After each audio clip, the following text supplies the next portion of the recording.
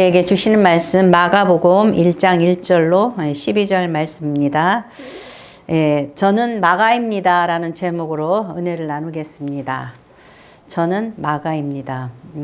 제가 제목을 좀 이상하게 정한 것 같은 느낌도 들기도 하는데 그런 생각을 해봤어요. 누가 나를 안다 그러면은 얼마나 아느냐 이거죠. 여러분이 정치인 누구를 안다 그랬을 때에 얼만큼 아냐 이거죠. 그 사람의 이름을 아는 것 뿐이냐, 그 사람의 뭐 출신 뭐 어디서 태어났고 뭐 하는 사람이고 뭐 이런 걸 아느냐 이거죠. 그렇지 않으면은 그 사람하고 밥 한 끼를 먹어보고 대화를 나눠보고 아느냐, 그 사람을 얼만큼 깊이 아느냐. 마가가 저는 마가입니다 그랬을 때에 그 마가라는 이름 속에서 우리가 무엇을 마가가 어떤 사람인지를 알고 이 마가가 저술한 이 마가복음을 읽냐 이거죠. 그래서 이 저자 마가를 아는 것도 굉장히 우리에게 필요한 일이구나 그런 생각을 했어요. 제가 마가입니다. 저는 마가입니다. 그래. 당신이 내가 알고 있는 내가 들었던 그 마가십니까? 근데 제가 이제 이 금년도의 표가 그잖아요. 우리가 정말 주님과 하나 되고 또 가정이 하나 되고 또 교회가 성도가 하나 되는 데 있어서 관계이잖아요. 이게 다 관계. 하나님과의 관계에 또 성도와의 관계, 가족 간의 관계, 이 관계를 형성하는 이러한 것들이 서로의 알미잖아요. 알미고 그 상대방의 그 취향과 능력과 소망을 아는 것, 그런 것들이 굉장히 중요해요. 중요한데 우리가 마가를 누구로 알고 있느냐 이거예요. 마가가 마가복음을 기록했다고 우리가 그렇게 알고 있어요. 그 내적 성경에서 내가 이거 썼다고 마가가 여기에다 기록은 안 했지만은 성경학자들의 모든 그 상황의 그런 것들로 볼 때에 마가가 쓴 것이다 이렇게 생각을 해요. 근데 이게 마가복음이 이제 그 마가가 썼다고 생각하면서 이 마가가 어떤 사람이냐, 그가 어떤 의도로 이걸 썼느냐를 생각하면서 읽으면 더 은혜가 될 겁니다. 그래서 이 마가는 첫 번째로 저는 도망자입니다. 저는 도망자였습니다. 이렇게 제목을 정했는데요. 이 마가가 굉장히 자기의 유약함을, 부끄러움을 숨기지 않고 뭐라고 그랬냐면은, 자, 마가복음 14장 51절, 52절 같이 읽겠습니다. 한 청년이 벗은 몸에 배 혼이불을 두르고 예수를 따라가다가 무리에게 잡힘에 배 혼이불을 버리고 벗은 몸으로 도망하니라 그랬어요. 그런데 성경학자들이 이 한 청년이 누구냐? 그가 바로 마가라는 거예요. 그럼 마가는 왜 이거를 기록했냐? 바로 그 앞에 50절에 뭐라 그러냐면 제자들이 다 예수를 버리고 도망하니라. 그래서 너는 어떻게 했는데? 거기에 대해서 마가가 자기는 뭐 떳떳하고 자기는 예수님을 안 버리고 그게 아니라 부끄럽잖아요. 그죠? 제자들이 다 예수를 버리고 도망하니라. 그래 놓고 사실은 나도 그날 밤에 밖에서 시끄럽고 요란해서 예수님이 잡혔다고 그래서 깜짝 놀래서 유대는 밤낮이 기온차가 심하잖아요. 그러니까 무슨 배 혼이불 같은 걸 뒤집어 쓰고 쫓아나갔나 봐요. 웅성웅성대는 그곳을 향해서 예수님이 잡히셨대. 그런 소식을 들었는지 모르죠. 그래서 뛰쳐나갔어요. 그래서 예수님을 따라갔어요. 그런데 예수님을 따라가다가 이제 로마 병정이 붙잡았어요. 이 마가를. 그러니까 어떻게 해요? 한 청년이 배 혼니부를 두르고 예수를 따라가다가 무리에게 잡힘에 배 혼니부를 버리고 벗은 몸으로 도망하니라. 그럼 뭐예요? 그때는 나도 도망갔다. 제자들이 다 예수를 버리고 도망갔다. 이것을 기록할 뿐만 아니라 그걸 기록하면 그것만 기록하면 뭐예요? 나는 아무 짓도 안 했어. 그거죠? 그죠? 예. 남의 약점을 딱 기록해요. 제자들이 다 도망갔어. 그리고 나는 아무 짓도 안 했어. 그러려니까 미안하잖아요. 그죠? 그러니까 뭐라고 썼어요? 한 청년이 그러면서 자기의 그 과거의 연약함을 이렇게 고백을 했다라는 거예요. 근데 이 청년은 어떤 청년이었냐면은 기독교적인 환경 속에서 자랐던 청년이에요. 마가는 우리가 잘 아는 대로 모든 상황을 볼 때에 어떤 사람이었냐? 마가의 다락방을 가진 엄마 마리아, 120명이 함께 기도할 수 있는 그 큰 마가의 다락방을 가지고 있던 그 엄마의 아들이었단 말이에요. 그러니까 집에서 맨날 모여서 밥 먹고 기도하고 그런 거 다 보고 자랐겠죠. 거기다가 이 마가는 그 삼촌 바나바의 조카예요. 그러면 사도행전에 뭐냐? 바나바는 자신의 밭을 팔아서 이 초대교회에 바치고 헌신한 사람이에요. 그랬으면은 마가의 엄마나 삼촌이나 그 모두들이 얼마나 신앙적인 열심을 가졌는지 그거를 보고 자랐겠죠. 네. 그런가 하면은 사도행전에 1장 13, 15절에 보면은 마가의 다락방에서 무슨 일이 있었어요? 1장이니까 오순절 성령 강림이 그곳에 일어났단 말이죠. 예수님이 승천하시고 너희는 예루살렘을 떠나지 말고 성령이 오시기까지 기도하라 그랬죠. 그러니까 120명이 모여서 기도를 했어요. 하루 기도한 거예요? 한나절 기도한 거예요? 아니잖아요. 몇 날 며칠 기도했어요. 예수님이 40일 땅에 부활하셔서 머무시다가 승천하셨는데 오순절날 그 성령이 임하셨으니까 굉장히 오랫도록 한 열흘간을 마가의 다락방에서 기도를 했다고 볼까요? 어쨌든 그렇게 모이고 흩어지고 그러는 곳이 마가의 다락방인데 아니 120명이 먹고 자고 그러려면 얼마나 많은 그죠? 그러니까 굉장히 부잣집 아들이에요. 근데 이 마가가 성령이 임하시는 것을 체험을 한 그러한 그 마가였단 말이에요.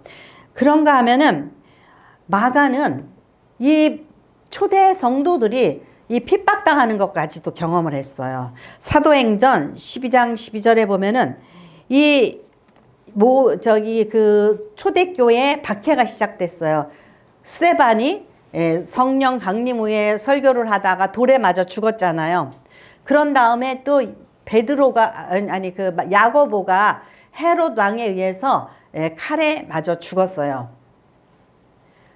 그러니까 막 유대인들이 열광하니까 굉장히 괜찮단 말이죠. 그래서 헤롯이 이게 이렇게 하면 내가 인기를 끄겠구나. 그러고서는 베드로를 다시 감옥에 가뒀어요. 근데 베드로가 밤중에 갑자기 천사가 나타나서 이 쇠고랑이 풀어지고 천사가 인도함을 받아서 베드로가 어디로 가죠? 밖으로 나와가지고 이 마가의 다락방에 있는 이 마리아 집에 가요. 두드렸어요. 두드리니까 이 성도들이 뭐 하고 있었냐면은 하나님 베드로 사도를 구해주세요. 불쌍히 여겨주세요. 막 기도했을 거 아니에요. 막 기도를 하고 있는데 밖에서 쿵쿵쿵쿵 소리가 나니까 그 로데라는 하녀가 밖으로 나갔어요. 그랬더니 베드로야. 근데 이 사람이 얼마나 정신이 없는지 그냥 문도 안 열어주고 들어왔어. 그래가지고 막 성도들한테 난리가 난 거야. 베드로 사도님이 지금 문 앞에 와 있어요. 그러니까 왜 문도 안 열어주고 나왔니? 그러고서는 이제 나가서 베드로를 만났어요. 그리고 베드로가 내가 이렇게 풀려났다. 그래가지고 이제 피해서 다른 데로 가버렸어요. 이러한 놀라운 일을 겪었단 말이에요. 그러니까 나중에 이제 이 마가가 어느 정도 이러한 체험적인 환경 속에서 자랐기 때문에 신앙이 괜찮아졌죠. 그러니까 나중에 그 바나바하고 사도 바울이 선교 여행을 간다고 그러니까 나도 가면 안 될까요? 그러니까 그래 가라 그러고 이제 1차 여행 때 바나바와 바울을 따라서 선교 여행을 떠나요. 그런데 처음에는 굉장히 재밌는 줄 알고 떠났거든요. 그랬더니 너무너무 힘들어요. 왜 그러죠? 그게 1차 여행이에요. 1차 선교 여행. 그러면 전초 기지가 있어요? 없어요? 아니 어디 교회라도 있어야지 가다가 쉬기라도 하고 머물기라도 하죠. 이거는 이거는 처음이란 말이에요. 그러니까 얼마나 고달프고 힘든 곳이에요. 그러니까 계속해서 가는 거예요. 그러니까 밤빌리아라는 곳에 이르렀는데 너무 막 산악지대고 너무너무 힘들고 안 되겠어. 그러니까 이 마가가 혼자서 예루살렘으로 돌아와 버렸어요. 예. 어때요? 마가는 로마 옛날에 로마 병정한테 잡히니까 또 혼이불을 집어 던지고 도망왔죠. 그 다음에 또 선교 여행을 갔다가 또 어떻게 해요? 또 도망왔죠. 저는 유약한 도망자입니다. 불안하거나 그 뭔가 분위기가 두렵거나 그러면 힘들거나 그러면 도망가는 그러한 연약한 존재입니다. 그거예요. 연약한 존재라는 거예요. 이 마가라는 사람은 연약한 존재예요. 부잣집 아들이잖아요. 이 과부 엄마의 이 정말 귀한 아들이에요. 그러니까 얼마나 유약하고 얼마나 그 엄마가 이 아들을 소중하게 여겼겠어요. 그런데 이러한 사람이 어떠한 그 무서운 일이나 힘든 일을 만나면 그냥 36개가 최고다. 그냥 주랭랑을 쳐버리는 거예요. 그런데 어떻게 해요? 두 번째로 그럼에도 불구하고 저를 참아주세요. 참아주세요. 네. 왜 그러냐면은 이 밤빌리아에서 도망갔기 때문에 이 완벽주의자인 바울에게 있어서는 짜증나는 존재예요. 그죠? 나 쟤 싫어. 쟤 우유부단해. 쟤 연약해. 어때요? 나 저런 스타일 싫은 거예요. 저런 애 싫어.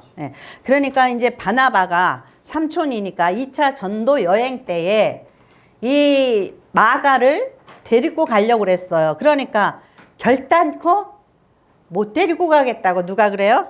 바울이 그래요. 그러니까 이 사도행전에 이 성경이라는 것은 그래요. 솔직하게 적었죠. 보면은 뭐라 그래요? 바나바와 바울이 심히 싸웠다 그랬어요. 심히 싸워가지고 둘이서 전도여행을 같이 가야 되는데 당신은 서쪽으로 나는 동쪽으로 그렇게 사도들이 모범적이지 못하게 싸우고 이렇게 흩어져 버렸단 말이에요. 이게 굉장히 어떻게 보면은 아이고 사도가 어떻게 싸우고 그렇게 이렇게 부끄러운 짓을 한 것처럼 그렇게 보이잖아요. 그래서 우리가 이 삶에 있어서 어떠한 일에 있어서 이렇게 어떻게 해요? 참아 주어야지 된다라는 거죠. 왜냐하면 인간은 연약할 때가 분명히 있기 때문이에요. 인간은 태어나서부터 한 20년 동안은 부모의 도움을 받죠.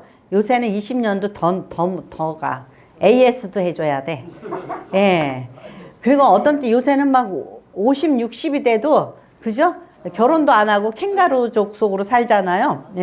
그러잖아요. 근데 소는 당나귀는 태어나면은 비틀비틀하고 일어나가지고 지가 엄마 젖 찾아가지고 쭉쭉 빨아. 근데 인간은 먹여줘도 안 먹어. 그죠? 이 아가들이 젖꼭지를 갖다 물려줘도 안 먹어. 똥 치워줘야지, 오줌 치워줘야지. 인간은 어때요?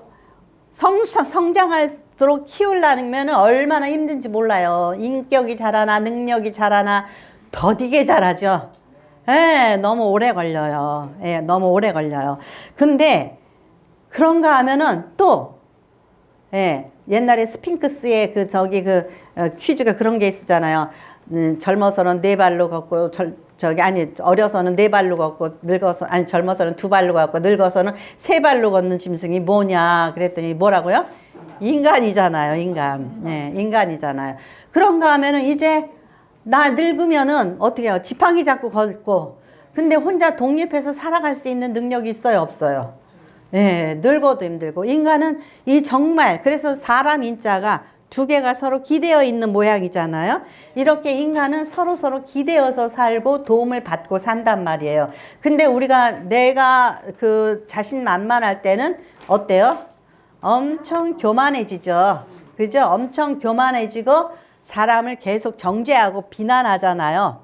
근데 누가 그랬어요? 바울이 그런 거예요. 바울이 그런 거예요. 자, 사도행전 9장 26절 30절 9장 26절서부터 30절 같이 읽겠습니다. 사울이 예루살렘에 가서 제자들을 사귀고자 하나 다 두려워하여 그가 제자됨을 믿지 아니하니 바나바가 데리고 사도들에게 가서 그가 길에서 어떻게 주를 보았는지와 주께서 그에게 말씀하신 일과 다메섹에서 그가 어떻게 예수의 이름으로 담대히 말하였는지를 전하니라. 사울이 제자들과 함께 있어 예루살렘에 출입하며 또 주 예수의 이름으로 담대히 말하고 헬라파 유대인들과 함께 말하며 변론하니 그 사람들이 죽이려고 힘쓰거늘 형제들이 알고 가이사랴로 데리고 내려가서 다소로 보내니라. 아멘. 네. 지금 개구리가 무슨 생각을 못해요? 개구리가 올챙이적 생각 못한다 그러잖아요. 바울이 이전에 예수 믿는 사람들을 박해했잖아요. 그리고 그가 예수를 알지 못하는 그러한 무지한 자였단 말이에요. 그래서 그가 이제 다메섹 도상에서 예수님을 만난 다음에 이때는 사울이라고 그랬어요. 사울이었어요. 사울이 예루살렘에 가서 제자들을 사귀고자 하나 다 두려워하여 그가 제자됨을 믿지 아니하니라. 사람들이 바울을 믿지를 않은 거예요. 그럴 때 바나바가 데리고 바나바는 존경받는 지도자였단 말이에요, 이미. 그러니까 바나바가 이 바울을 데리고 다니면서 사람들에게 그를 신뢰하도록 이제 돌이켜서 이거 예수를 믿게 했다. 의심하지 말고 두려워하지 말고 믿으라고 이 예루살렘에 있는 모든 사도들에게 성도들에게 소개시켜 줬어요. 그래서 이제 사울이 제자들과 함께 있어 예루살렘에 출입하며 이 사울이 이제 바울이에요. 예루살렘에 있어서 출입한다는 것을 왔다 갔다 하면서 주 예수의 이름으로 담대히 말하고 헬라파 유대인들과 함께 말하며 변론하니 그 사람들이 죽이려고 힘쓰거늘 이제 사울이 이제 믿는 사람들과 예수 믿고 이제 이 기독교인들과 소통하니까 이번에는 이제 어떻게 해요? 바울이 위험에 쌓이게 된 거예요. 바울이. 그러니까 형제들이 알고 가이사랴로 데리고 내려가서 다소로 보내니라. 그런데 이 얼만큼 위험했냐면은요. 사울을 이제 죽이려고 그러니까 그를 성 담벼락으로 바구니에 담아서 내려서 그렇게 바울을 피신시켰어요. 예? 그러면 자기 꼬라지가 어땠어요? 예? 짐짝처럼 성벽으로 달아서 내렸단 말이에요. 예. 그랬는데 이제 마가가 연약한 가운데 있으니까 어때요? 막 야단치는 거예요. 안 데리고 간다고. 나 저런 애 짜증난다고. 그러면서 막 야단을 치는 거예요. 그런데 누가 참아줬어요? 바나바가 아니라고. 그래도 데리고 가야 된다고 2차 여행 때 바나바가 데리고 갔어요. 예. 그래서 빌리그레함 빌리그레함 아내의 이름이 뭐냐면 루스 빌리그레함인데 그 사모님이 자기가 죽으면 자기의 비석에 뭐라고 적으라고 하냐면 The end of construction. The end of construction. Thank you for your patience. 무슨 이야기냐면요. construction은 공사 끝. The end of construction 공사 끝. Thank you for your patience. 참아주셔서 감사합니다. 그렇게 자기 비석에 써달라고 그랬어요. 그러면 지금 우리는 어떤 상태예요? 공사 끝났어요? Under construction이에요. Under construction. 우리 모든 인간들은 지금 어때요? 공사 중인 거예요. 너 때문에 사람이 어떻게 해요? 피해 다니는 거예요. 근데 우리는 자기는 공사 끝난 사람인 것처럼 완벽한 사람인 것처럼 그죠? 바울처럼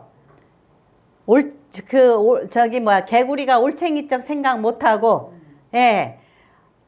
우리는 죽을 때까지 언더 컨스트럭션이에요. 공사 중인 거예요. 그렇기 때문에 잘난 척하고 비난하고 그러면 안 되죠. 그죠? 근데 그렇게 돼요? 안 돼요? 나 저런 스타일 싫어. 막 이러잖아요. 그죠? 예. 그래서 이 바울이 보세요. 사도행전 9장 17절 아나니아가 떠나 그 집에 들어가서 그에게 안수하여 이르되 형제 사울아 곧 내가 오는 길에 나타나셨던 예수께서 나를 보내어 너로 다시 보게 하시고 성령으로 충만하게 하신다 하니 아나니아라는 그 사도가 이 바울에게 와서 안수해 가지고 눈을 뜨게 해줬어요. 왜냐하면 다메섹 도상에서 빛을 봐가지고 이 바울이 일시적으로 눈이 멀었어요.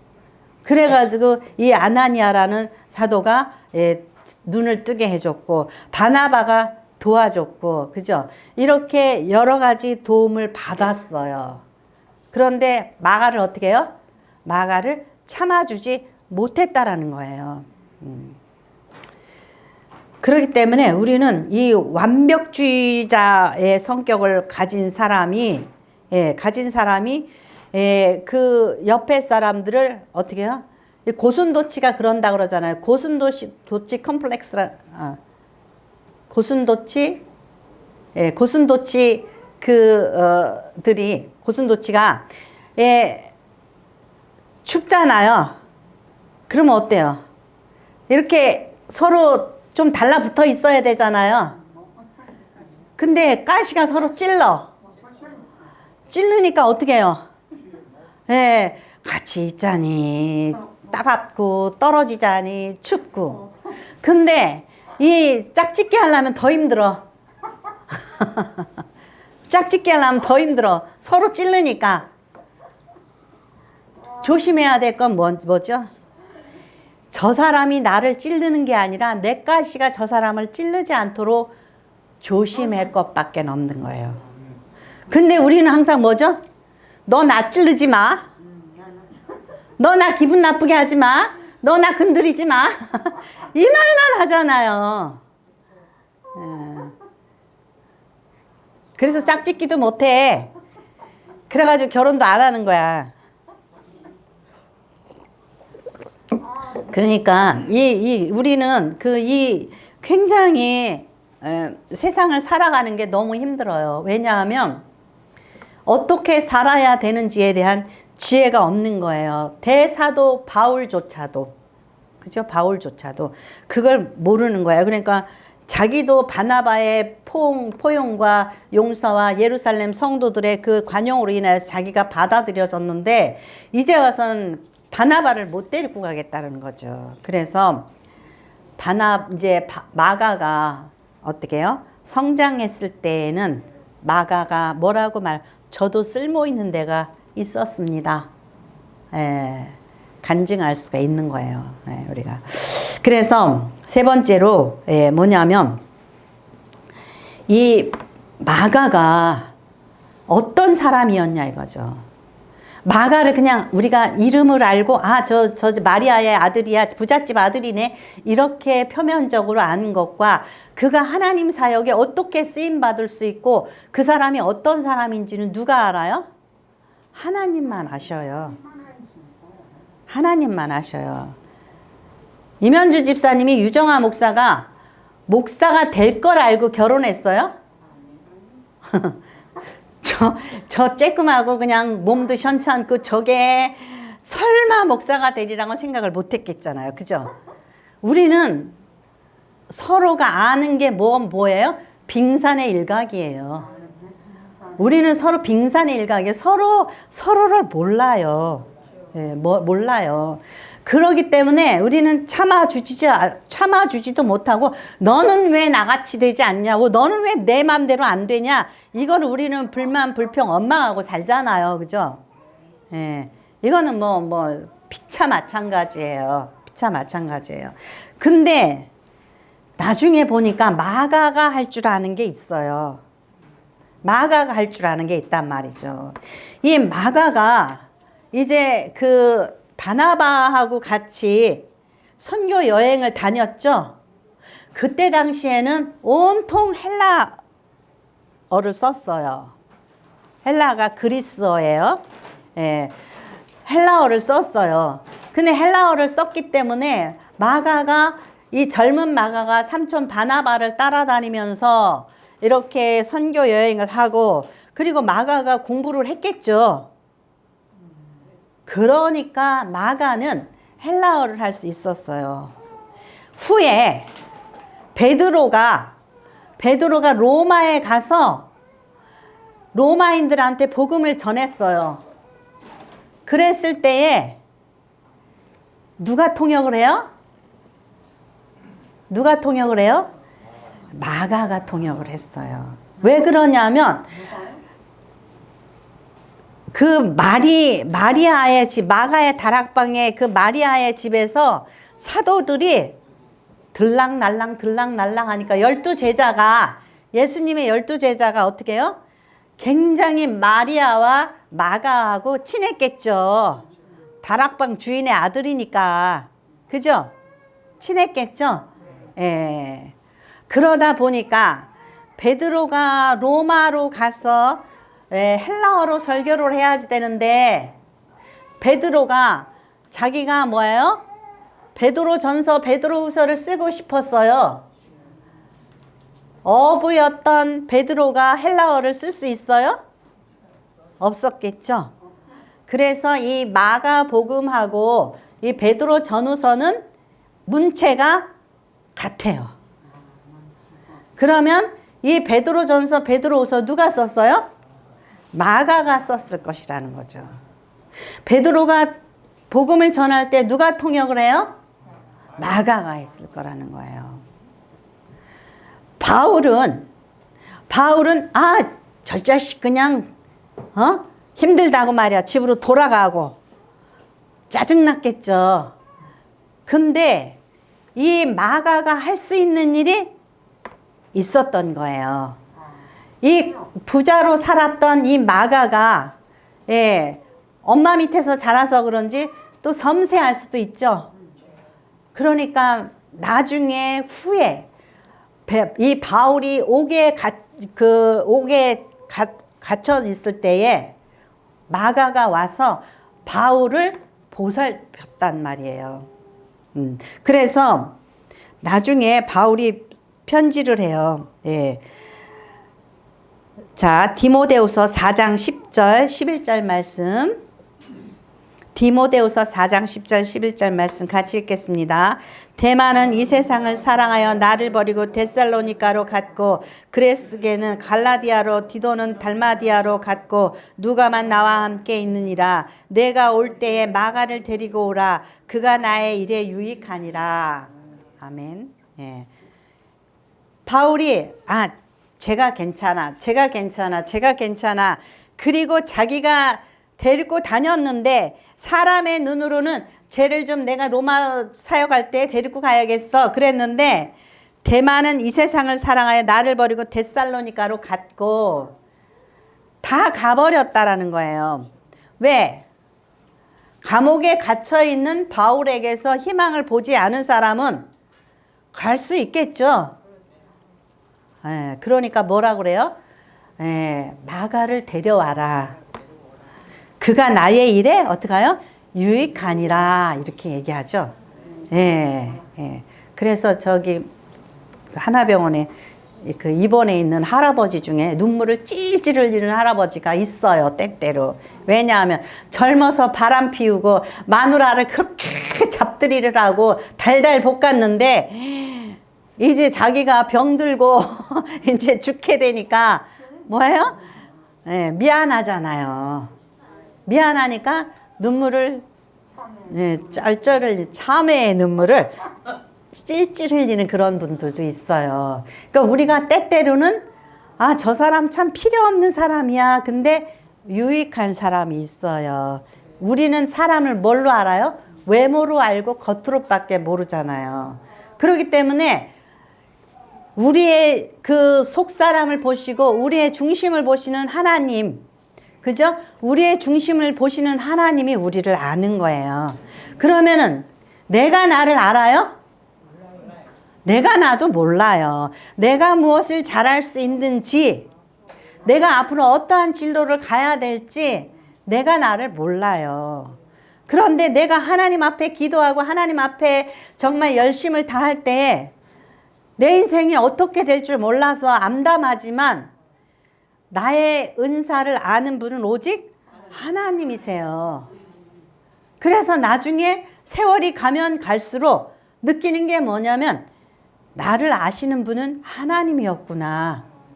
나는 내가 이거를 하고 싶었는데 너는 목사가 가장 적합해. 예, 저는 그래요. 내가 무슨 단독 목회를 해?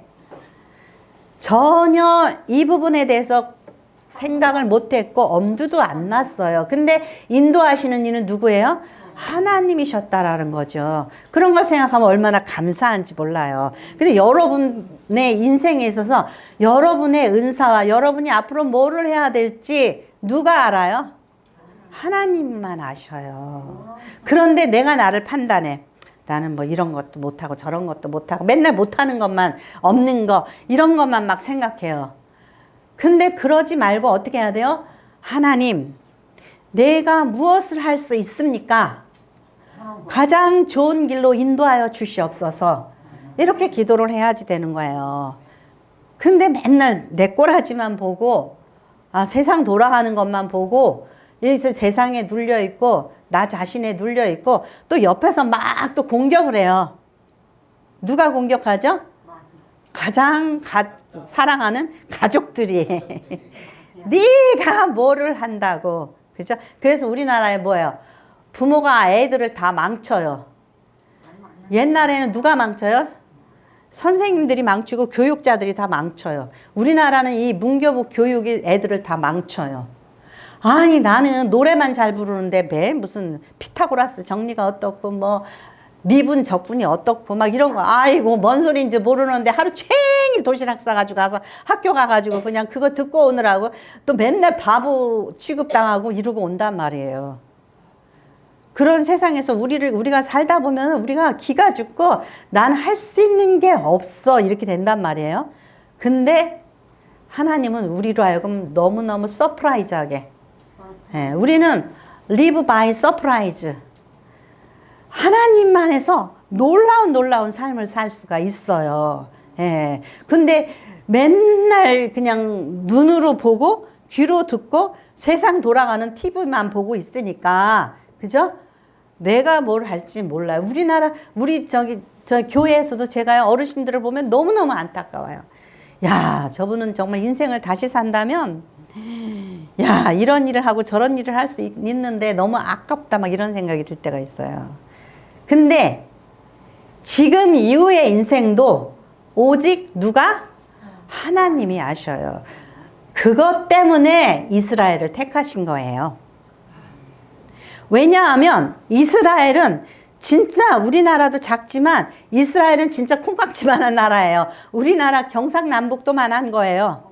성경 읽다 보면 웃겨요. 무슨 막 지역이 나오고 12지파가 땅을 분배해 갖고 막 그러죠. 그거 생각하면 너무 웃기는 거예요. 12지파가 경상남북도만 한 데서 오부작거리면서 뭐 12지파가 나눠져 가지고 뭐 서로 뭐 어쩌고 저쩌고 그러고 막 싸우고 막 이러잖아요. 그죠? 예. 그렇게 조그만 나라의 그 유대인들이 지금 세계의 정치와 경제, 문화 그 모든 것들을 손에 쥐고 있어요. 예. 하나님을 믿고 바라봤는데 그들에게 놀라운 은사가 임한 거예요. 뭐가 임해요? 은사가 임한 거예요. 은사가 임한 거예요. 걔네들은 애들을 갖다가 하루 종일 저기 오전 내내 성경만 가르쳐요. 아니 오전 내내 성경만 가르치면 언제 공부하냐고요. 그게 옛날 일이 아니라 지금도 유대 사회에서는 그런단 말이에요. 근데 어때요? 예, 근데 위대한 민족이 되는 거예요. 예. 그러니까 우리가 우리의 인생을 누구한테 맡겨야 돼요? 하나님께 맡겨야 돼요. 근데 우리는 맨날 통장만 쳐다보고 노대책 세워줘야 되는데 또 계속해서 저기 매스컴을 통해서 SNS를 통해서 뭐 저희 아버지가 옛날에 뭐라 그러냐면은 내 놈이 대학을 졸업 맡으려면은 요렇게 하고 요렇게 하고 요렇게 하고 요렇게 하고 뭐 언제 논 6마지기가 있었는데 언제 요거 팔고 언제 요거 팔고 언제 요거 팔고 아 진짜 답답해요. 그대로 돼요 안 돼요? 돼요 안 돼요? 안 돼요. 안 돼요. 근데 그거 계산하고 있는 거야. 내가 계산한다고 돼요? 아니 지금 내가 가지고 있는 거 가지고 노후 대책이 돼요 안 돼요? 안 돼요. 하나님이 도와주고 환경이 도와주고 세상이 도와주고 누군가가 정말 함께 해야지 안 되는 거예요. 큰 소리 빵빵 쳤는데 지가 먼저 죽어. 아니 그런 일 많죠. 아니 지가 나이가 어리다고 큰 소리 빵빵 쳤는데 지가 먼저 죽어. 그리고 막 지가 막 구박했는데 그 사람 덕 보고 살아. 그죠? 그래요. 그래요. 우리 큰동서가 뭐라 그랬냐면은요. 아유, 우리 시어머니는 이제 작은 며느리도 저렇게 몸도 불편하고 이제 나 고생시키다가 죽을 거라고 맨날 입만 열면 그 소리 했어요. 근데 누구 덕 보고 죽었어요? 작은 며느리 덕 보고 죽었어요. 10년 동안 작은 며느리 덕 보고 죽고 작은 며느리 사돈네 병원에 모셔다 놓고 돌아가셨어요. 그러면 우리 큰 형님은 헛소리 한 거죠?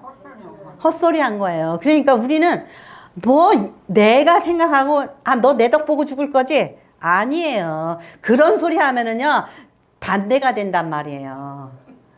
그렇기 때문에 우리는 어떻게 해요? 이 바울 사도가 완벽주의자라서 마가를 그렇게 구박을 하고 저런 새끼 안 데리고 간다 그랬는데 나중에 데리고 갔어요.